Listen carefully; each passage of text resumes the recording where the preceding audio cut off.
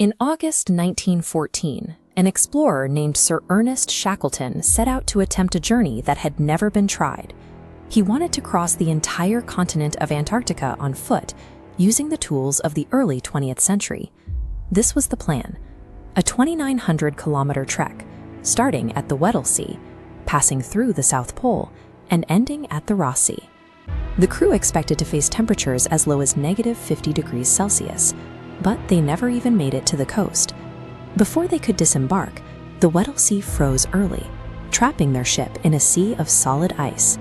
The ship, the Endurance, became a permanent fixture in the landscape. It was encased in a dense layer of pack ice, hundreds of miles from their destination. Then the Antarctic winter hit. For months, the crew lived in total darkness, as the shifting ice floes began to exert millions of tons of pressure against the hull. The wooden beams eventually started to buckle and snap. When the hull finally gave way, the water rushed in. The men had to move their supplies onto the frozen surface and watch as their ship was crushed and pulled under. The goal of crossing the continent was gone. Shackleton was now responsible for 28 men, standing on a sheet of floating ice, with no radio and no way for the outside world to know they were still alive. They spent months living on a drifting ice floe they called Ocean Camp. They survived on strictly rationed food, while the wind and currents carried their frozen floor further away from land. When the ice began to soften and break, they had to act. The men harnessed themselves to 3 wooden lifeboats, each weighing a ton, and dragged them across the jagged ridges of the ice to reach open water. As their camp fractured, they launched the boats into the sea. For days, they navigated between massive, shifting icebergs that could have crushed the small wooden vessels at any moment. After 497 days without touching land, they finally reached Elephant Island. It was the first solid ground they had stood on since leaving society. But Elephant Island was a dead end. It was a barren rock that sought far outside any known shipping routes. If they stayed there, they would eventually run out of food and die. Shackleton decided to risk everything on one final trip. He took 5 men and a single lifeboat, planning to sail 1,300 kilometers to reach a whaling station on South Georgia Island. This meant crossing the Drake Passage. Because of its constant storms and massive swells, it is often cited as the most dangerous stretch of water on the planet. For 3 weeks, the 6 men lived in a boat that was constantly flooded by waves up to 12 meters high.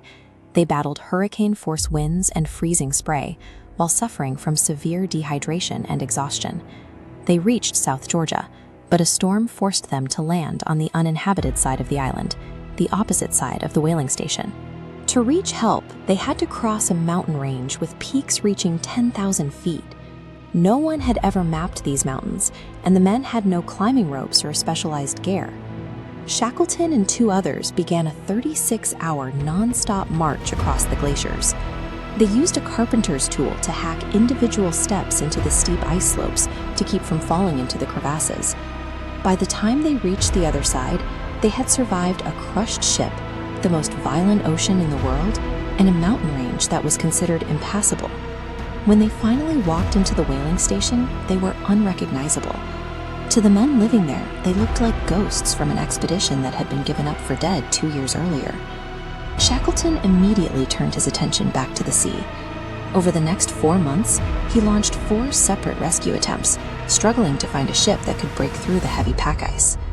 On Elephant Island, Shackleton found every man still alive. For 4 months, Commander Frank Wild had kept the group focused, using overturned boats for shelter and hunting penguins to survive, until the rescue ship finally appeared on the horizon. After nearly 2 years of disaster, starvation, and extreme cold, the final count was impossible. 28 men were stranded, and 28 men returned home. In 2022, researchers found the wreck of the Endurance on the seafloor, 10,000 feet below the ice. Even after a century, the cold water had kept the ship almost perfectly intact.